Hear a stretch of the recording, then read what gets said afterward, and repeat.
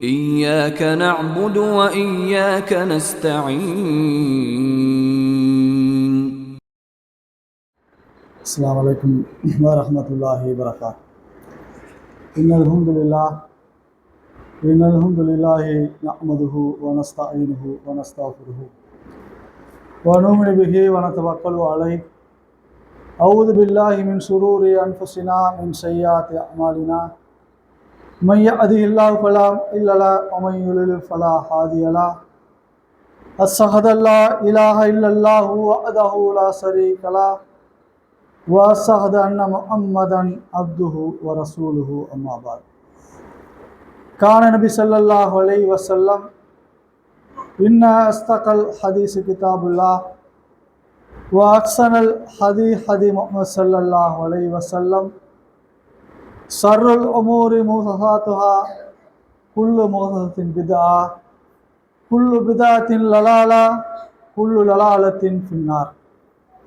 உங்களை ஒரே ஒரு ஆத்மாவில் இருந்து படைத்த உங்கள் இறைவனை அஞ்சிக் கொள்ளுங்கள் என்ற ஏக இறைவனின் எச்சரிக்கையும், அல்லாஹ்வை அஞ்ச வேண்டிய விதத்தில் அஞ்சுங்கள், நீங்கள் முஸ்லீமாக தவிர மரணித்து விடாதீர்கள் என்ற எல்லாம் வல்ல அல்லாஹ்வின் அறிவுரையும் உங்களுக்கும் எனக்கும் நினைவுபடுத்தியவனாக இந்த ஜும்மா உரையை ஆரம்பம் செய்யும்.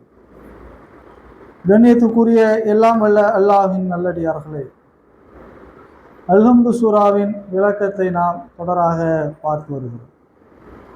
அதில் இறுதியாக ஈயா கனபுது ஐயா கனஸ்தாவின் உன்னையே வணங்குகிறோம், உன்னிடமே உதவி தேடுகிறோம் என்கிற செய்தியில் அல்லாஹ்விடத்தில் மட்டும்தான் நாம் உதவி தேட வேண்டும், அது எந்த அடிப்படையில் தேட வேண்டும் என்கிற செய்தியில் சிலதை நம்ம பார்த்துருக்கோம். நம்ம ஒரு வணக்கத்தை, தொழுகையை அல்லது ஒரு நல்ல காரியங்களை செய்துவிட்டு அதன் பிறகு இறைவனிடத்தில் கேட்டால் அது அங்கீகரிக்கப்படும் என்கிற செய்தியும், அதே போல பணிவாகவும் ரகசியமாகவும் இறைவனிடத்திலே பிரார்த்தனை செய்ய வேண்டும், நம் தேவைகளை கேட்க வேண்டும் என்கிற செய்தியையும் நாம் பார்த்திருக்கிறோம். அடுத்ததாக சில நேரங்களில் கேட்கப்படுகிற பிரார்த்தனை அது அங்கீகரிக்கப்படும் என்கிற செய்தியும் நம்ம பார்த்திருக்கோம். அதே போல இறுதியாக அநீதி இழைக்க, நாம் யாருக்கேனும் அநீதி இழைத்துட்டோம்னு சொன்னால் அவங்க நமக்கு எதிராக கையேந்தினா, அல்லது நமக்கு யாரேனும் அநீதி இழைக்கப்பட்டு நாம் அவருக்கு எதிராக கையேந்தினா அந்த பிரார்த்தனை அங்கீகரிக்கப்படும் என்கிற செய்தியை நம்ம இறுதியாக நம்ம பார்த்துருக்கோம். அதே போல பிரார்த்தனை ஏற்றுக்கொள்ளப்படுவதற்கு ஒவ்வொரு மனிதனிடத்திலும் இருக்க வேண்டிய தகுதியை பற்றி நபிகள் நாயகம் ஸல்லல்லாஹு அலைஹி வஸல்லம் சொல்கிறாங்க. இப்போ நம்ம ஒரு அல்லாஹ் இடத்துல துஆ செய்யணும்னு சொன்னால் நம்மக்கிட்ட சில தகுதிகள் இருக்கும். அது என்ன தகுதி என்று சொன்னால், நபிகள் நாயகம் ஸல்லல்லாஹு அலைஹி வஸல்லம் சொல்கிறாங்க, லா யக்வல ஐயுஹன்னாஸ் இன்னல்லாஹ தையிபன். மனிதர்களே, அல்லாஹ் தூய்மையானதை விரும்புகிறார். நபிகள் நாயகம் சொல்றாங்க, லா யக்வல இல்லா தையிபன், தூய்மையானதை தவிர வேறு எதையும் அல்லாஹ் ஏற்றுக்கொள்ள மாட்டான் என்று நபிகள் நாயகம் ஸல்லல்லாஹு அலைஹி வஸல்லம் சொல்லிட்டு சொல்றாங்க.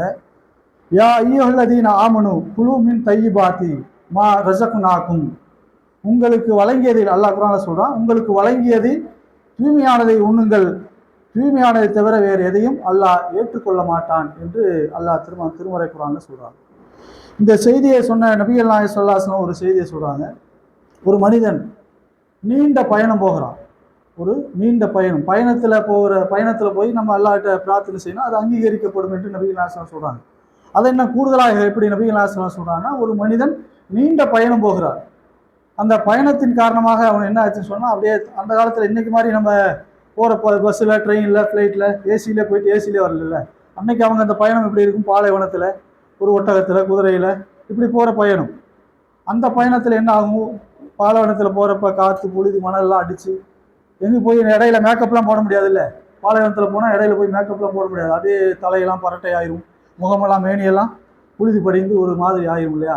அப்போ அது மாதிரி நபிகள் நான் சொல்கிறேன், ஒரு மனிதன் நீண்ட பயணம் போகிறான், அந்த பயணத்தில் அவனுடைய மேனியெல்லாம் புழுதி அடைந்து போய்விட்டது, தலையெல்லாம் பரட்டையாகிவிட்டது. அப்போ அந்த நேரத்தில் அவன் என்ன செய்கிறான், அல்லாஹ்ட்ட யா ரப்பி யா ரப்பி என்று கையேந்துகிறான். ஆனால் அவன் கையேந்துகிறான், ஆனால் அவனுடைய மஸ்தமுல் ஹராம், அவன் சாப்பிடுகிற உணவு ஹராமாக இருக்கிறது. ஆனால் இவ பயணத்தில் போய் துவா செஞ்சான்னு சொன்னால் அது அங்கீகரிக்கப்படும். அதை விட தாண்டி அவன் நீண்ட பயணம் போகிறான், அந்த பயணத்தில் அவனுடைய மேனியெல்லாம் புழுதி ஆயிடுச்சு, தலையெல்லாம் பரட்டையா போச்சு, அப்படி போய் அவன் பிரார்த்தனை செய்கிறான். என்ன பிரார்த்தனை செய்கிறான்? அல்லாஹ்ட்ட கை ஏந்துறான், யா ரப்பி யா ரப்பி என்று கை ஏந்துகிறான். ஆனால் அவன் சாப்பிடுகிற சாப்பாடு ஹராமாக இருக்கிறது. வா மஸ்ரஃபுல் ஹராம், அவன் குடிக்கிற பானம் ஹராமாக இருக்கிறது. வா மஸ் வல் மஸ் வல் அவன் உடுத்துகிற ஆடை ஹராமாக இருக்கிறது. வா உதியபுல் ஹராம், அவன் ஹராமாலே வளர்ந்திருக்கிறான். வா அண்ணா உஸ்தஜிபுல் தாலிக, இப்படிப்பட்டவனுடைய பிரார்த்தனை எப்படி அங்கீகரிக்கப்படும் என்று நபிகள் நாயகம் சொன்னார். அவன் சாப்பிட்ற சாப்பாடு ஹராம், குடிக்கிற பானம் ஹராம், உடுத்துகிற உடை ஹராம், ஹராமாலேயே வளர்ந்திருக்கிறான். அவனுடைய பிரார்த்தனை, அவன் எத்தனை பெரிய பயணம் செய்து அல்லாஹ்ட்ட பிரார்த்தனை செய்தாலும் அவனுடைய பிரார்த்தனை எப்படி அங்கீகரிக்கப்படும் என்று நபிகள் நாயகம் சொல்கிறாரு. அப்போ நம்ம சாப்பிட்ற சாப்பாடாக இருக்கட்டும், உண்ணுகிற உணவாக இருக்கட்டும், அல்லது உடையாக இருக்கட்டும், இதெல்லாம் ஹலாலாக சம்பாதித்த பணத்திலிருந்து நாம் அதை சாப்பிட்டா உடுத்தினாதான் அது இறைவனிடத்தில் அங்கீகரிக்கப்படும். ஹராமாக எந்த பொருளையும் அவன் சேகரித்து வைத்து கொண்டு அதனால் அவன் சாப்பிட்றான்னு சொன்னால் அதனால் அவனுடைய பிரார்த்தனை அங்கீகரிக்கப்படாது என்று நபிகள் நாயகம் சொல்கிறாங்க. இதை நம்ம ஆழமாக புரிஞ்சுக்கணும். ஒரு வியாபாரம் பார்க்குறோம், அல்லது ஒரு தொழில் செய்கிறோம், அல்லது வேறு ஏதேனும் செய்கிறோம், அதில் ரொம்ப கவனமாக வட்டி வாங்கிடுறோம். இதெல்லாம் இந்த வட்டி வாங்கப்பட்ட பொருள் ஹராம், அல்லது திருடப்பட்ட பொருள் ஹராம். அப்படி நம்ம அல்லாவுக்கு மாறு செய்யக்கூடிய அல்லாவும் அல்லாவுடைய தூதரும் தடுத்திருக்கிற எந்த வகையில் நாம் பொருளாதாரத்தை ஈட்டி கொண்டு அதனால் சாப்பிட்டு கொண்டு அதனால் உடை உடுத்தி கொண்டு அதனால் குடித்து கொண்டு அதனால் பிற நன்மைகளை செய்து கொண்டோம் சொன்னால் அதனால் நாம் செய்கிற பிரார்த்தனை அங்கீகரிக்கப்படாது என்று நபிகள் நாயகம் சொல்றாங்க. அவன் இதிலிருந்து திருந்தி பாவ மன்னிப்பு கேட்டு அல்லாஹ்ட்ட பாவ மன்னிப்பு கேட்டு ஹராம் இல்லாத தூய்மையானதை கொண்டு சாப்பிட்டு கொண்டு தூய்மையானதை அவன் தர்மம் செய்து கொண்டு தூய்மையானதை உண்ணு கொண்டு அவன் அல்லாஹ்விடத்திலே பிரார்த்தனை செய்தால் அப்பொழுதுதான் அந்த பிரார்த்தனை அங்கீகரிக்கப்படும் என்பதை இதிலிருந்து நம்ம புரிஞ்சுக்கணும். அப்போ நம்ம சாப்பிட்ற சாப்பாடு ஹலாலாக இருக்கிறதா, தூய்மையானதாக இருக்கிறதா என்பதை கவனித்து நம்ம அதை பார்க்கணுங்கிறத நபிகள் நாயகம் சொல்கிறோம். இதிலிருந்து நம்ம பிரார்த்தனை நம்ம அல்லாஹ்ட்ட கேட்டு தான் நம்மளுடைய தேவைகளை பூர்த்தி செய்து கொள்ள முடியும்.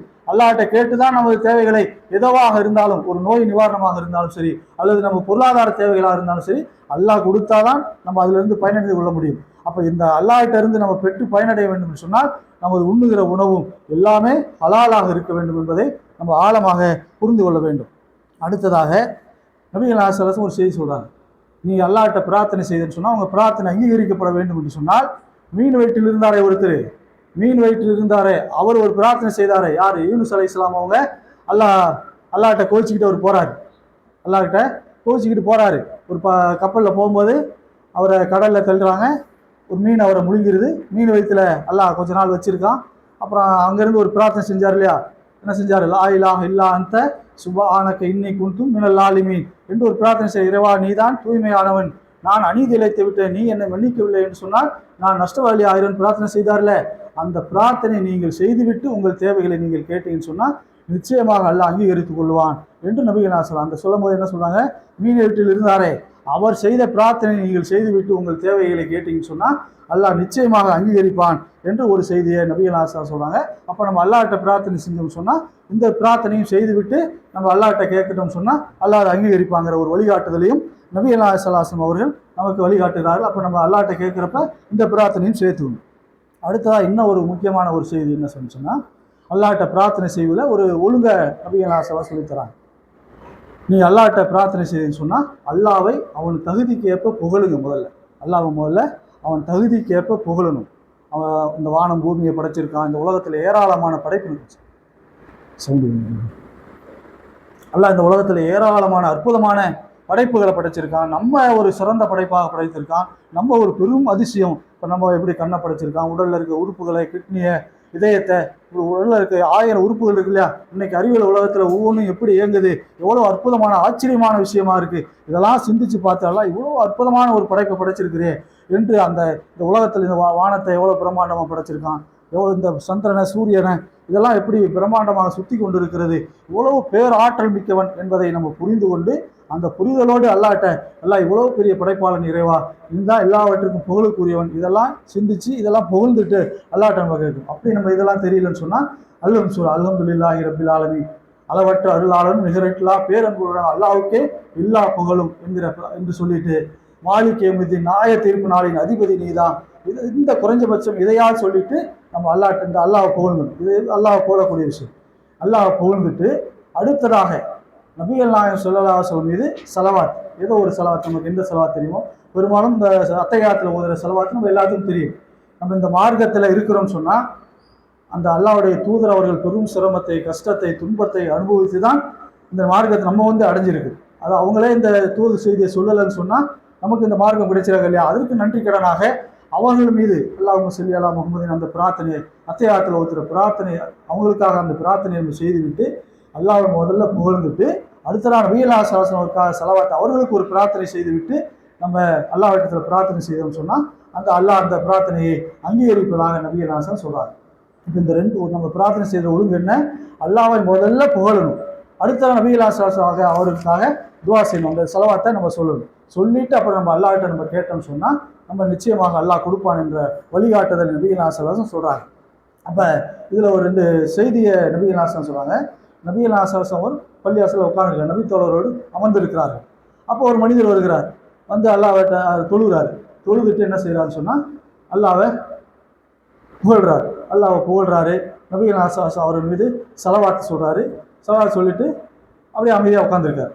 அப்போ நபிகள் என்ன சொல்கிறாங்க, யா தொழுகையாளியே, தொழுதவரே என்று கூப்பிட்டு சொல்கிறாங்க. தொழுதவரே, நீ அல்லாஹ்வை கரெக்டாக செஞ்ச, அல்லாஹ்வை புகழ்ந்த, என் மீது ஸலவாத் சொன்ன, எனக்காக பிரார்த்தனை செய்த, ஆனால் நீ இது இப்போ கேளு, நீ அல்லாஹ்கிட்ட இப்போ கேளு, அல்லாஹ் உனக்கு கொடுப்பான். நீ அல்லாஹ் புகழ வேண்டிய விதத்தில் பொழுதுட்ட, எனக்காக பிரார்த்தனை செய்துட்ட, இந்த டைமில் நீ கேட்டேன்னு சொன்னால் அல்லாஹ் உனக்கு கொடுப்பான், அதனால் நீ கேளு என்று நபிகள் சொல்கிறாங்க. அதே போல் இன்னொரு சம்பவம் என்னன்னு சொன்னால், ஒருத்தர் வரார், அதே மாதிரி தொழுகிறாரு. தொழுதுட்டு எடுத்தவனை அல்லாஹ் என்னை மன்னிச்சு எனக்கு அருள் புரி என்று பிரார்த்தனை செய்கிறார். அப்போ நபிகள் கூப்பிட்டு என்ன சொல்கிறாங்க, தொழுகையாளியே, அவசரப்பட்டுட்டியப்பா, அவசரப்படாத, நீ அல்லாஹ்வை புகழ வேண்டிய விதத்தில் அவன் தகுதிக்கு ஏற்ப புகழ்ந்துட்டு எனக்காக நீ ஒரு பிரார்த்தனை செய்ய, ஸலவாத் சொல்லு, அதுக்கப்புறம் நீ அல்லாஹ்கிட்ட கேளு, அல்லாஹ் உனக்கு கொடுப்பான் என்று நபிகள் சொல்கிறாங்க. அப்போ பிரார்த்தனை செய்ய ஒழுங்கு என்னன்னு சொன்னால் அல்லாஹ்வை புகழ வேண்டிய விதத்தில் புகழ்ந்துடணும், அடுத்து நபிகள் அவருக்காக பிரார்த்தனை செய்யணும், பிரார்த்தனை செஞ்சு நம்ம கேட்டோம்னு சொன்னால் அல்லாஹ் நிச்சயமாக கொடுப்பான் என்கிற செய்தியை நம்ம புரிஞ்சுக்கணும். ஒரு பிரார்த்தனை செய்தாலும் ஒழுங்கு, நம்ம எந்த தேவைகளாக இருந்தாலும், எந்த ஒரு கஷ்டமாக இருந்தாலும் அல்லாஹ்கிட்ட நம்ம பிரார்த்தனை செய்து தான் நம்ம பெற முடியும். அப்போ அதற்கான சில ஒழுங்குகளை நிச்சயமாக நம்ம புரிந்து வைத்திருக்கணும். ஒரு தொழுகையை, ஒரு வணக்கத்தை செய்துவிட்டு அல்லது ஒரு நல்ல காரியங்களை செய்துவிட்டு அல்லாஹ்கிட்ட கேட்குறோம். அல்லாஹ்கிட்ட கேட்கும்போது எப்படி கேட்கணும்? அல்லாஹ்வை புகழ வேண்டிய விதத்தில் புகழணும். அதே போல் நபிகள் அவர்கள் மீது பிரார்த்தனை செய்யணும். அதை கூடுதலாக யூனுஸ் அலைஹிஸ்ஸலாம் அவர்கள் செய்த பிரார்த்தனையை செய்துவிட்டு நம்ம அல்லாஹ்விடத்தில் கேட்டோம்னு சொன்னால் நிச்சயமாக அல்லாஹ் நமக்கு கொடுப்பான் என்கிற செய்தியை நம்ம புரிஞ்சுக்கணும். அதே போல் இப்போ நம்ம பெரும்பாலும் ஒரு கூட்டு பிரார்த்தனை இல்லை என்று சொன்ன உடனே தகுதிவாதிகளாக இருக்கக்கூடிய ஒரு பெரும்பாலும் என்ன செய்யறான்னு சொன்னால் சலாம் கொடுத்த கையோட சரசரன்னு வீட்டு பக்கம் போயிடுறோம், அல்லது ஏதாவது வேலைகளை பார்க்க போயிடுறோம். அப்படி தான் பெரும்பாலும் நடக்குது. ஒரு அமர்ந்து ஒரு 5 நிமிஷமோ ஒரு 10 நிமிஷமோ தொழுது முடிச்சு விட்டு நம்ம அல்லாஹ்கிட்ட கேட்பது ரொம்ப குறைவாக இருக்கும். நபிகள் கேட்குறாங்க, அல்லாஹ்வுடைய தூதரே, அதாவது பிரார்த்தனை அங்கீகரிக்கப்படுவதற்கான ஒரு சூழல் எந்த சூழலில் அல்லாஹ் பிரார்த்தனை அங்கீகரிக்கிறான் என்று கேட்கிற போது நபிகள் சொன்னாங்க, ஒவ்வொரு கடமையான தொழுகைக்கு பிறகும் கேட்கப்படுகிற பிரார்த்தனையை அல்லாஹ் அங்கீகரிக்கிறான் என்று நபிகள் சொல்கிறார். அப்போ நம்ம ஒரு பரலுதான தொழுகை, ஒரு ஃபஜ்ருடைய தொழுகை, லுஹருடைய தொழுகை, அஸருடைய தொழுகை, இப்படி கடமையான ஒரு தொழுகை தொழுகிறோமே, தொழுத பிறகு நம்ம கம்பல்சரியாக அல்லாஹ் சுப்ஹானல்லாஹ் சொல்லணும், அல்ஹம்துலில்லாஹ் சொல்லணும், அல்லாஹ் அக்பர் சொல்லணும். இதை பெரும்பாலான மக்கள் சொல்லிடுறோம். அதை கூட சொல்லாமல் எந்திரிச்சு ஓடுற மக்கள் பெரும்பாலும் பார்க்குறோம். ஆனால் அதை பெரும்பாலான மக்கள் சிலர் சொல்லிடுறோம். அந்த சுப்ஹானல்லாஹ் சொன்ன கையோட அப்படியே பேசிட்டு எழுந்து போயிடுறோம், இல்லைன்னா அவசரமாக எழுந்து போயிடுறோம். ஆனால் அதன் பிறகு நீங்கள் அல்லாஹ்விடத்தில் நீங்கள் துவா செய்தால், பிரார்த்தனை செய்தால், உங்கள் தேவைகளை கேட்டால் நிச்சயமாக அல்லாஹ் அங்கீகரிக்கிறான் என்று நபிகள் சொல்கிறாங்க. நம்ம இந்த கூட்டு துவா கூடாது, சத்தமாக கேட்குற துவா கூடாது என்று சொல்லுகிற போது அப்போ நம்ம துவாவே செய்யக்கூடாதுங்கிற மாதிரி பெரும்பாலான மக்கள் நம்ம போயிடுறோம். அதை கூட்டு துவா நபிகள் கண்டிச்சிருக்காங்க. எந்த அளவுக்கு கண்டிக்கிறான்னு சொன்னால், நபி தோழர்கள் எல்லாம் ஒரு பயணத்தில் வராங்க. நபிகள் அவரும் நபி தோழர்களும் ஒரு பயணத்தில் வராங்க. பயணத்தில் வரும்போது நபி தோழர் என்ன சொல்கிறாங்க, சத்தமாக அல்லாஹ்வை கூப்பிட்றாங்க. சத்தமாக அல்லாஹ்வை கூப்பிடும் போது நபிகள் சொல்கிறாங்க, மக்களே நீங்கள் என்ன ஏன் சத்தமாக கூப்பிட்றீங்க? அப்போ நபிகள் சொல்கிறாங்க, நீங்கள் ஒரு செவடனை அழைக்கல, நீங்கள் ஒரு காது கேளாதவனை, இன்னஹு லா ததுஊன அஸ்மஉ, நீங்கள் ஒரு செவடனை நீங்கள் அழைக்கவில்லை, ஃபல் ததுஊன வசீர், பார்த்து கொண்டும் கேட்டுக்கொண்டு இருக்கவனை நீங்கள் அழைக்கிறீர்கள், எனவே நீங்கள் மெதுவாக அழைங்க. அவன் வந்து காது கேட்காதவன் இல்லை. இந்த பிரார்த்தனைலாம் இந்த துவா இதெல்லாம் சொல்லி நம்ம கூட்டு துவா கூடாது என்று சொல்லுகிற போது என்ன பண்ணிட்டான், பெரும்பாலும் நம்ம இன்னும் கேட்காம கூட்டு துவா கூடாதுன்னா துவாவே கூடாதுங்கிற மாதிரி எந்திரிச்சு நம்ம ஓடிடுறோம். காது கேட்காதவனை கூப்பிடல, நீங்கள் பார்த்து கொண்டும் கேட்டுக்கொண்டு இருக்கவனை அழைக்கிறீர்கள், எனவே மெதுவாக நீங்கள் துவா பிரார்த்தனை செய்யுங்கள், அல்லாஹ்விடத்தில் கேளுங்கள் என்று நபி ஸல்லல்லாஹு அலைஹி வஸல்லம் சொல்கிறார். செய்தியை நம்ம பார்க்கணும். அப்போ நம்ம என்ன செய்யணும், நம்முடைய தேவைகளை நமது கஷ்டங்களை அல்லாஹ்விடத்தில் நம்ம முறையிடுகிற போது ரகசியமாக, என்னுடைய கஷ்டம் நஷ்டம் எனக்கு ஒரு தேவை வந்து இவருக்கு தெரியணும்னு அவசியம் இல்லை, அவருக்கு தெரியணும்னு அவசியம் இல்லை, எனக்கும் அல்லாஹ்வுக்கும் தெரிந்தால் போதும் என்கிற போது நான் அல்லாஹ்விடத்தில் ரகசியமாக, இறைவா எனக்கு நீ தான் கொடுக்கணும், இவ்வளோ பெரிய கஷ்டத்தில் நான் மாட்டிக்கிட்டேன், இவ்வளோ ஒரு துன்பத்தில் மாட்டிட்டேன், இது இல்லாமல் நான் கஷ்டப்படுறேன் என்று எனக்கும் இறைவனுக்குள்ள பிரார்த்தனை இது தேவைகளை நான் அல்லாஹ்விடத்தில் கேட்கிற போது ரகசியமாக, அல்லாஹ் குர்ஆன்ல சொல்லும்போது என்ன சொல்றான், மனிதர் நீங்கள் உங்கள் உள்ளங்கள் எதை நினைக்கிறதோ சிந்திக்கிறதோ அதை கூட நாம் அறிவோம், அதை விட நம்ம பிடரி நரம்பை விட மிக அருகாமை நாம் இருக்கிறோம் நல்லா சொல்றானே. அப்போ இவ்வளவு நெருக்கமாக இருக்கக்கூடாத நம்ம எவ்வளவு ரகசியமாக கேட்டாலும் அல்லாஹ் நமக்கு கேட்கக்கூடியவனா இருக்கிறான். அப்போ அது ரகசியமாக கேட்கணும் என்பதை நம்ம புரிஞ்சுக்கணும். ஒவ்வொரு தொழுகைக்கு பிறகும் குறைஞ்சபட்சம் ஒரு 2 நிமிஷம் 3 நிமிஷம் 5 நிமிஷம் உட்காந்து அல்லாஹ்கிட்ட நம்ம பிரார்த்தனை செய்தோம்னு சொன்னால் நிச்சயமாக அதால் அங்கீகரிக்கிறாங்கிற கவனத்தோட தொழுது முடிச்சுட்டா நிச்சயமாக நம்ம தகுதிவாதிகளாக இருக்கிற நாம அல்லாஹ்கிட்ட கேட்கணுங்கிறத ரொம்ப ஆழமாக புரிஞ்சுக்கணும். அது சும்மா தொழுத முடிஞ்சு சலாம் கொடுத்த உடனே ஓடிவிடக்கூடாது என்பதை அல்லாஹ் நம்ம ஒரு இடத்துல ஒரு இது கிடைக்குதுன்னு சொன்னால், ஒரு இடத்துல இப்போ நம்ம ஒரு ரேஷன்லேயே ஏதாவது ஃப்ரீ கிடைக்குதுன்னா உடனே எல்லாம் கூட்டம் ஓடிடும். ஒரு மனிதனுடைய இயல்பு தானே. ஆனால் இது நாளை மறைமுகமாக கிடைக்கக்கூடிய ஒரு விஷயத்தை, இந்த உலகத்திலையும் கிடைக்கக்கூடிய ஒரு விஷயம்தான். இந்த உலகத்தில் நம்ம தேவை நிச்சயமாக பூர்த்தி ஆகும். அதை கேட்க வேண்டிய முறையில் நம்ம இருக்க வேண்டிய ஒழுங்கோடு இருந்து நம்ம அல்லாஹ்கிட்ட கேட்டோம்னு சொன்னால் நிச்சயமாக அல்லாஹ் கொடுக்கக்கூடியவனாக இருக்கிறான். அப்போ அந்த ஒழுங்கெல்லாம் நம்ம மீறிட்டு கேட்க வேண்டிய முறைப்படி கேட்காம இருக்கிறனால தான் நமக்கு அது அங்கீகரிக்கப்படுவதில்லை என்பதை நம்ம புரிஞ்சுக்கணும். ஏதாவது கடமையான தொழுகையை தொழுது விட்டு நம்ம அல்லாஹ்கிட்ட கேட்கக்கூடியவர்களாக நம்ம இருக்கணும் நிச்சயமாக. அதை தாண்டி இந்த எல்லா ஒழுங்குகோடும் அல்லாஹ்வும் அல்லாஹ்வுடைய தூதரும் என்ன வழிமுறைகளை சொல்கிறார்களோ அந்த வழிமுறையோடு நம்ம கேட்குறோம்னு சொன்னால் சில நேரங்களில் அது நமக்கு அங்கீகரிக்கப்பட்டதாக தெரியாது. நான் கேட்டு பார்த்துட்டேன், நான் செல்வத்தை கேட்டேன், குழந்தையை கேட்டேன், ஆனால் அல்ல அதெல்லாம் கொடுக்கவே இல்லை என்று பெரும்பாலும் நம்ம தேவை என்ன இருக்கும், இந்த உலகத்தில் கஷ்டம் இல்லாத ஒரு வாழ்க்கை, செல்வம், குழந்தை இல்லைன்னா குழந்தை, ஒரு பிள்ளை நல்லா இல்லைன்னா பிள்ளை சிறந்த பிள்ளையாக இருக்கணும், மனைவி சிறந்ததாக இல்லை, கனவு சிறந்ததாக இல்லைன்னா அது சிறந்ததாக இருக்கணும். இந்த உலகத்திலே நம் கண் முன்னாடி எதை பார்க்க வேண்டுமோ அதை நம்ம கேட்குறோம், அல்லாஹ்கிட்ட கேட்குறோம். பெரும்பாலும் அதான் பிரார்த்தனையாக இருக்கிறது. அப்போ இதெல்லாம் நமக்கு அங்கீகரிக்கப்படலையே, இந்த துவா பிரார்த்தனை அங்கீகரிக்கப்படவில்லை. நான் கண்ணு முன்னாடி நம்ம கேட்ட பிரார்த்தனை தெரிஞ்சிருந்தானே, நான் என் பிள்ளை சிறந்த பிள்ளையா இருக்குன்னு நான் கேட்டேன், எனக்கு நிறைய செல்வம் வேணும்னு கேட்டேன், ஆனால் அது நடக்கலையே, எனக்கு செல்வம் நிறைய கிடைக்கலையே, என் நோய் போகணும்னு கேட்டேன், நோய் போகலையே என்று நம்ம கண்ணு முன்னாடி அங்கீகரிக்கப்படாத பிரார்த்தனைக்காக நம்ம என்ன பண்ணுறோம், தளர்ந்து போகிறோம், அதை விரக்தி அடைஞ்சிடறோம். கேட்டு என்ன செய்ய, கிடைக்கல, நம்ம கேட்டு என்ன பண்ணுறது என்ற ஒரு விரக்தி மனப்பான்மைக்கு நம்ம போயிடுறோம். ஆனால் நபி ஸல்லல்லாஹு அலைஹி வஸல்லம் சொல்கிறார்கள், நீங்கள் அல்லாஹ்விடத்திலே கை ஏந்தினால் அந்த கையை வெறுங்கையோடு அனுப்புவதற்கு இறைவன் வெட்கப்படுகிறார். நீ அல்லாஹ்ட்ட கை ஏந்திட்ட, எல்லா ஒழுங்குகளோடும் இறைவனிடத்திலே கை ஏந்தி விட்டாய், கை ஏந்தின பிறகு அந்த கையை வெறுங்கையாக அனுப்புவதற்கு அல்லாஹ் வெட்கப்படுகிறான். நீங்கள் அல்லாஹ்விடத்தில் கை ஏந்தி விட்டால் நிச்சயமாக அல்லாஹ் ஏதோ ஒரு வகை, ஒரு 4 காரணங்கள், ஒரு இடத்துல 3 காரணம் சொல்கிறாங்க, ஒரு இடத்துல 4 விதிகளை சொல்கிறாங்க. இந்த 4 வகையில் ஏதோ ஒரு வகையில் அல்லாஹ் அங்கீகரித்து விடுவான், நிச்சயமாக அங்கீகரித்து விடுவான் என்று நபி ஸல்லல்லாஹு அலைஹி வஸல்லம் சொல்கிறாங்க. ஒன்று என்ன, நீங்கள் எதை கேட்டீர்களோ அதை அப்படியே அல்லாஹ் கொடுத்துருவான். எனக்கு குழந்தை வேணும் என்று நீங்கள் கேட்குறீங்க, அல்லாஹ் அந்த குழந்தையவே கொடுத்துருவான். என் பிள்ளை சிறந்த பிள்ளையாக இருக்கணும் கேட்குறீங்க, அதையே கொடுத்துருவான். அல்லது செல்வத்தை கேட்குறீங்க, அந்த செல்வத்தையே அல்லாஹ் கொடுத்துருவான். நம்ம எதை கேட்டோமோ அதையே அல்லாஹ் கொடுத்துருவான். அல்ல அதை கொடுக்காம என்ன செய்வோம், அல்லாஹ் நம்ம ஒரு பெரிய லட்சாதிபதி ஆகணும்னு நம்ம கேட்குறோம், கோடீஸ்வரன் ஆகணும்னு கேட்குறோம், அல்லாஹ் அதை கொடுக்காம என்ன செய்வான், ஒரு பெரிய நோய் நம்ம உள்ள இருந்திருக்கும், ஒரு பெரிய நோய் நம்மள்கிட்ட இருந்திருக்கும். அந்த நோய்க்காக நம்ம ஹாஸ்பிட்டல் போனால் பல லட்சங்கள் செலவாண்டவே இருக்கும். நம்ம அல்லாஹ்ட்ட நம்ம செல்வத்தை கேட்டிருப்போம், எல்லாம் நான் பெரிய லட்சாதிபதி ஆகணும், நான் பெரிய கோடீஸ்வரன் ஆகணும்னு கேட்டிருப்போம். ஆனால் நம்ம உள்ளத்தில் இருக்க உடலில் இருக்கிற நோய் நமக்கு தெரிஞ்சிருக்கா. அல்லாஹ் என்ன செய்வான், காசு பணத்தை கேட்குறான், நம்ம காசு பணத்தை கூட அந்த காசு பணம் பூரா ஹாஸ்பிட்டலில் போய் செலவாயிரும், அதில் சந்தோஷம் போயிடும், உடல் பாதிப்பாயிரும். அவன் உடலில் பெரிய நோய் இருக்கிறது, பல லட்சங்கள் செலவாகிற ஒரு நோய் இருக்கிறது, அந்த நோயை குணமாக்கிடுவோம் என்று அல்லாஹ் நோயை குணமாக்கிடுவான். இப்போ எனக்கு நடந்த ஒரு நிகழ்வு, போன வெள்ளிக்கிழமை ஹாஸ்பிட்டல் போயிட்டு வரோம். ஹாஸ்பிட்டல் போயிட்டு வரோம். அங்கேயே மழை பிடிச்சிருச்சு. அப்போ மழை பெய்து கொண்டு இருக்கிறதுனால அங்கேயே கொஞ்ச நேரம் வெயிட் பண்ணோம். அங்கேயே 9 மணி ஆயிடுச்சு. மழை 10 மணி ஆயிடுச்சு. கிளம்பி மணச்சநல்லூர் வந்துட்டோம். மணச்சநல்லூர் வந்தால் மழை பெஞ்சிக்கிட்டே தான் இருக்குது.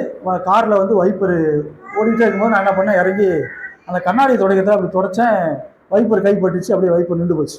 வைப்பர் ஓடல, மழை பெஞ்சிக்கிட்டே இருக்கு. இப்போ வைப்பர் ஓடலைன்னா கார் ஓட்ட முடியாது. நான் என்ன பண்ணேன், துணியை வச்சுக்கிட்டு அப்படியே மெதுவாக துடைச்சிக்கிட்டே தண்ணியை துடைச்சிக்கிட்டே கார் ஓட்டிக்கிட்டு மெதுவாக அப்படியே ஒக்கரை வரலும் வந்துட்டேன். அப்புறம் மழை நின்றுச்சு. அதுக்கப்புறம் அப்படியே வர வழியில் நாகநல்லூர் வந்தோடனே எனக்கு தூக்கம் வந்துச்சு. 1 மணி ஆயிடுச்சு, எனக்கு தூக்கம் வந்துச்சு. அப்பயும் நாகநல்லூரில் மூஞ்சிலாம் கழுவிட்டேன். கழுவுனதுக்கு அப்புறம் அப்படியே வரேன். மங்கப்பட்டிக்கு வந்துட்டோம். மங்கப்பட்டி வந்து ஒரு செகண்ட் அப்படியே தூங்கிட்டேன். கார் ஓட்டி வரும்போது தூங்கிட்டேன். அல்லாஹ்வுடைய பெரும் உதவி. காரு ஒரு இதில் போய் இறங்கிடுச்சு, பள்ளத்தில் இறங்கி ஒரு செவத்தில் முட்டி கார் நின்றுச்சு. பக்கத்திலே டிரான்ஸ்பாரம். அந்த நேரத்துக்கு அப்புறம் பக்கத்தில் ஃப்ரெண்டு ஒருத்தர் இருந்தார். அவரை கூப்பிட்டு காரெல்லாம் எடுத்து வெளியில் போட்டுட்டு வந்துட்டோம். அடுத்த நாள் காலையில் போய் பார்த்தா கார் அடியில் ஒரு 2 வீலுக்கு இடையில வர ஒரு இது உடஞ்சிச்சு. பகலில் போய் பார்த்தோம்னு சொன்னால் நாங்கள் போன காரு நேராக போனது ஒரு டிரான்ஸ்பாரத்துக்கு நேராக. நல்லா புரிஞ்சுக்கங்க, ஒரு டிரான்ஸ்பாரத்துக்கு நேராக அந்த இடத்துல ஒரு பெரிய கல், அந்த டிரான்ஸ்பாரத்துக்கு நேராக ஒரு பெரிய கல். அந்த கல்லில் இடிக்கலைன்னு சொன்னால், அந்த கல்லில் இடித்து கார் இப்படி போயிடுச்சு. அந்த கல்லில் இடிக்கலைன்னு சொன்னால் நேராக டிரான்ஸ்பாரத்தில் போய் இடிக்கும். டிரான்ஸ்பாரத்தில் இடிச்சுன்னா என்ன ஆயிருக்கும்? நாங்கள் 4 பேர் இருக்கோம் காரில், பிள்ளைகளோட 4 பேர் இருக்கோம். அல்லாஹ் எவ்வளோ பெரிய உதவி. கார் இன்னைக்கு போயிடுச்சு, ஒரு 20-40 ரூபா காருடைய போயிடுச்சுன்னு சொன்னாலும் 4 உயிர்கள் பாதுகாத்திருக்கான. எல்லாம் உனக்கு ஒரு சிறிய துன்பம் தான், ஒரு கஷ்டம்தான். ஆனால் பெரும் கஷ்டத்திலிருந்து அல்லாஹ் காப்பாற்றுவதற்காக எத்தனை பெரிய உதவி அல்லாஹ் செய்திருக்கிறோம். நேராக போய் டிரான்ஸ்பார்ட்ல அடிச்சிருந்தோம் சொன்னால் கேஸ் வண்டி, பெட்ரோலு எல்லாம் இருக்கிறது. அடித்து ஒரு சின்ன பொறி பட்டிருந்தால் 4 உயிர்களும் போயிருக்கும். அவ்வளோ பெரிய துன்பத்திலிருந்து கஷ்டத்திலிருந்து அல்லாஹ் காப்பாற்றி இருக்கிறான்னு சொன்னால் நான் உணர்வது என்ன? எனக்கு ஒரு சிறு துன்பம் ஏற்பட்டிருக்கான், அந்த கார் இன்னைக்கு பெரும் நஷ்டமாக இருந்தாலும் 4 உயிர்களை அல்லாஹ் காப்பாற்றுவதற்கு எத்தனை ஒரு கல்லை தடுத்துருச்சு. ஒரு கல்லை வைத்து அல்லாஹ் தடுத்து அந்த டிரான்ஸ்பார்ட்டை இடிக்காம இப்படி சைடில் போய் கார் நின்றுச்சு. எத்தனை பெரிய உதவி அல்லாஹ் செய்திருக்கிறான். நான் செய்த பிரார்த்தனையை அல்லாஹ் அங்கீகரித்திருப்பானோ என்கிற ஒரு மன நிறைவோடு இன்றைக்கு அந்த சிறிய கஷ்டத்தை தாங்கி கொண்டு 4 உயிர்களை எல்லாம் காப்பாற்றிருக்கிறாங்க. எனக்கு பெரும் துன்பத்தை கொடுத்து வர இருந்த துன்பத்திலிருந்து அல்லாஹ் என்னை காப்பாற்றி இருக்கிறானே என்கிற சந்தோஷத்தோடு இன்றைக்கு அதை நான் ஏற்றுக்கொள்வேன். அப்போ அல்லாஹ் நமக்கு ஒரு பெரும் துன்பத்திலிருந்து, எனக்கு நான் கேட்டேன், என் குழந்தையை கேட்டேன், செல்வத்தை கேட்டேன், அல்லாஹ் அதெல்லாம் கொடுக்கல என்று நான் விரக்தியாவதை விட எனக்கு வரக்கூடிய பெரும் துன்பத்திலிருந்து இறைவன் என்னை காப்பாற்றி விட்டிருக்கான் என்று நான் ஏற்றுக்கொண்டால் நிச்சயமாக நான் அல்லாஹ்விடத்திலே கேட்பதிலிருந்து நான் துர்பாக்கியசாலியாக ஒருபோதும் ஆகிவிடுமான் இல்லையா? அப்ப அல்லாஹ் ஏதோ ஒரு துன்பத்திலிருந்து நம்மை காப்பாற்றுவான். அல்லாஹ்விடத்திலே கையேந்தினால் நிச்சயமாக நான் கேட்டதை கொடுப்பான். அதை இல்லை என்று சொன்னால் என்னை பெரும் துன்பத்திலிருந்து, பெரும் நோயிலிருந்து, பெரும் சிரமத்திலிருந்து காப்பாற்றுவதற்கான வழியை இறைவன் காட்டுவார். இல்லை என்று சொன்னால் அல்லாஹ் கையேந்திட்டோம், இந்த உலகத்திலே கொடுக்கல, துன்பத்திலிருந்து பாதுகாக்கல, எல்லாம் என்ன செய்வான்? நான் ஒரு 20 ஆண்டுகள், 30 ஆண்டுகள், 40 ஆண்டுகள் அல்லாஹ்வுடைய நினைவு இல்லாமல், தொழுகை இல்லாமல் நான் உலகத்திலே கழித்துட்டேன். ஒரு 50 ஆண்டுகள் இந்த உலகத்துல எந்த ஒரு இபாதத்தும் இல்லாமல், தொழுகையும் இல்லாமல் நான் வாழ்நாளை கழித்திருக்கிறேன் என்று சொன்னார். 40 வருஷத்துக்கு பிறகு, 50 வருஷத்துக்கு பிறகு நான் உணர்கிறேன், ஐயோ நம்ம இவ்வளவு நாள் வாழ்நாளை கழிச்சிட்டோமே, அல்லாஹ்விட்ட நாளைக்கு மரணம் வந்து விட்டால் நாளைக்கு மறுமையில் போய் இறைவனிடத்தில் நஷ்டவாளியாக நிற்க வேண்டுமே என்கிற கவலை எனக்கு 50 ஆண்டுகளுக்கு பிறகு வருகிறது. தொழுகை இல்லை, நல்லறங்கள் இல்லை, நன்மைகள் இல்லை. இப்போ நான் அல்லாஹ்ட்ட கையேந்துறேன், எவா என்னை செல்வந்த நாக்கு நான் கையேந்துக்கிறேன், எனக்கு அதை கூட இதை கூட கையேந்துறேன். அல்லாஹ் அதை பார்க்காமல் என்ன செய்கிறான்? இவர் 50 ஆண்டுகள் வெறுமனே கழித்திருக்கிறான், இப்பொழுதுதான் தெரிந்திருக்கிறான் இவனுக்கு நாளையின் மறுமையில் இவனுக்கு நன்மை இல்லை. அதற்காக இவன் கையேந்தியதை அங்கே நன்மையாக எழுது. ஒரு முறை நான் கையேந்துகிற போது 6 மாத தொழுத நன்மையை இறைவன் எனக்கு பதிவு செய்வான். 6 வருடங்கள் தொழுத நன்மையை அங்கே பதிவு செய்வான். நான் 50 ஆண்டுகளுக்கு பிறகு 60 ஆண்டுகள், 55 ஆண்டு நான் மரணம் அடைஞ்சிட்டேன். ஒரு 5 வருஷம் ஒரு நல்லறங்களை செய்து நான் சொர்க்கத்தை அடைய வேண்டும் என்று சொன்னால் நான் இறைவனிடத்திலே ஏந்தி இறைவா எனக்கு அதை கூட இதை கூட நான் கையேந்தி இருந்தால் அந்த எல்லாம் அவன் இறைவன் நன்மையாக எழுதியிருந்தால் அங்க போய் நான் பார்க்கிறப்ப நான் 70 ஆண்டுகள் 80 ஆண்டுகள் 100 ஆண்டுகள் செய்த நன்மையோடு இறைவன் என்னை சந்திக்கிற போது நான் இவ்வளவுலாம் செய்யலையே, எப்படி இதெல்லாம் கணக்கு வந்துச்சு? அப்ப அல்லாஹ் அதை சொல்லுவான், நீ இந்த 5 ஆண்டுகள் தான் நல்லவனாக வாழ்ந்த, ஆனால் நீ என்னிடத்திலே கையேந்தி அதை வேண்டும் இதை வேண்டும் என்று கேட்டாய், அதையெல்லாம் நான் நன்மையாக சேகரித்து வைத்திருக்கிறேன் என்று இறைவன் சொல்லுகிற போது அது பெரிய பாக்கியம் இல்லையா? இந்த உலகத்தில் எனக்கு கிடைக்காமல் இருக்கலாம், நான் கேட்டது கிடைக்காமல் இருக்கலாம் இந்த உலகத்திலே, ஆனால் நாளை அது நன்மையாக மாறுகிற போது, ஒரு துன்பத்திலிருந்து என்னை இறைவன் விடுவிக்கிற போது அது பெரிய பாக்கியம் இல்லையா என்று நான் கேட்டுக்கொண்டே இருந்தால் நபிகள் நாயகம் ஸல்லல்லாஹு அலைஹி வஸல்லம் சொல்கிறார்கள், நீங்கள் இறைவனிடத்திலே கேட்டால் இறைவன் அதை அங்கீகரிக்காமல் இருப்பதில்லை என்று சொல்லுகிற போது நபி தோழர்கள் சொன்னார்கள், நாங்கள் அப்ப கேட்டுக்கிட்டே இருக்கலாமோ? நபி தோழர் சொன்னா, அப்ப நாங்கள் கேட்டுக்கிட்டே இருக்கலாமா? அல்லாஹ்வால கொடுக்க முடியுமா என்கிற சிந்தனையோடு கேட்கிறார்கள். அல்லாஹ் நபிகள் நாயகம் சொல்றாங்க, அல்லாஹ் அளவற்ற அருளாளர், அவனுடைய கஜானங்கள் தீர்ந்து போவதில்லை, நீங்கள் எவ்வளவு கேட்டாலும் அவன் கொடுப்பதற்கு தயாராக இருக்கிறான், ஆனால் நீங்கள் கேட்டுக்கொண்டே இருங்கள் என்று நபிகள் நாயகம் சொன்னாங்க. நீங்கள் கேட்கிறதுல எந்த ஒன்றும் வீண் போகாது. நம்ம அல்லாவும் அல்லாஹ்வுடைய தூதரும் எந்த ஒழுங்கை நமக்கு சொல்லுகிறார்களோ அந்த ஒழுங்கோடு நாம் அல்லாஹ்விடத்தில் கேட்டால் நிச்சயமாக ஏதோ ஒரு வகையில் அல்லாஹ் நிச்சயமாக அங்கீகரிப்பார். அது இந்த உலகத்திலாக இருக்கட்டும், நாளை மறுமையிலாக இருக்கட்டும், நிச்சயமாக அங்கீகரிப்பார். நாம் இந்த உலகத்தில் பொருளாதாரம் தேடுவதற்காக எத்தனையோ நேரங்களை நாம் செலவிடுகிறோம், ஆனால் அல்லாஹ்விடத்தில் கையேந்துவதற்காக ஒரு 5 நிமிடத்தை நீங்கள் ஒதுக்கினால் அது இந்த உலகத்தை விட, இந்த உலகத்தில் இருப்பதை விட மிகப்பெரிய பாக்கியத்தை கிடைப்பதற்கு அது தகுதி உள்ளதாக இருக்கும் என்பதை புரிந்து கொள்ளக்கூடிய நன்மக்களாக உங்களையும் என்னையும் ஆக்கி அருள பிரார்த்தனையோடு என் முதல்வரை சிவசாமி.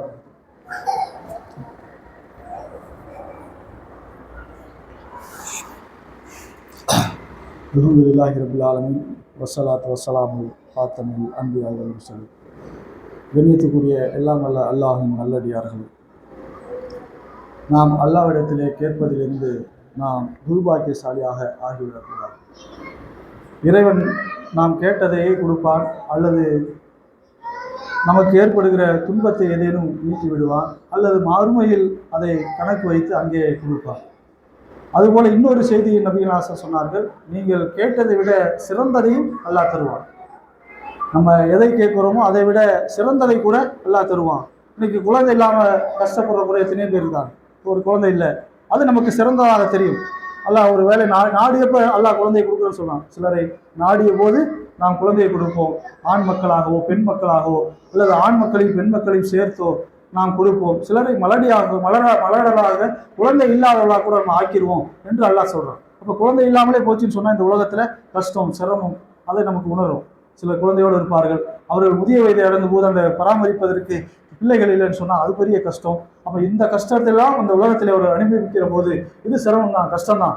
ஆனால் இதை விட நீ குழந்தையை கேட்குற, நான் இதை விட உனக்கு சிறந்ததை தரேன் என்று சொல்லி என்ன செய்வான்? இந்த குழந்தை இல்லைன்னு சொன்னால் நாளைக்கு மறுமையில் அதற்காக இந்த குழந்தை இல்லாத ஒரு பெரும் கஷ்டத்தை சிரமத்தை நீ இந்த உலகத்தில் அனுபவிச்சாயே, அதற்காக உனக்கு இந்த சொர்க்கம் என்று அல்லாஹ் சிறந்ததை கொடுத்துட்டா, அது இவ்வளவு ஒரு பாக்கியமானது.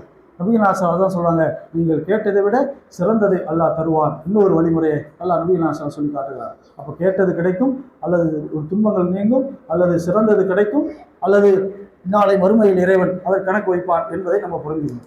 அதெல்லாம் தாண்டி நம்ம இந்த ஐயா கனவுது ஐயா கனஸ்தை உன்னையே வணங்குகிறோம், உன்னிடமே நாம் உதவி தேடுகிறோம் என்பதில் நம்ம ஆழமாக, அதாவது உன்னை அல்லாஹ் மட்டும்தான் வணங்க வேண்டும், அல்லது அவுலியாக்களையோ அல்லது வேறு சிலைகளையோ அல்லது வேறு கடவுள்களையோ வணங்கிவிட்டு நீங்கள் அல்லாஹ்விடத்திலே பிரார்த்தனை செய்தால் அது அங்கீகரிக்கப்படாது.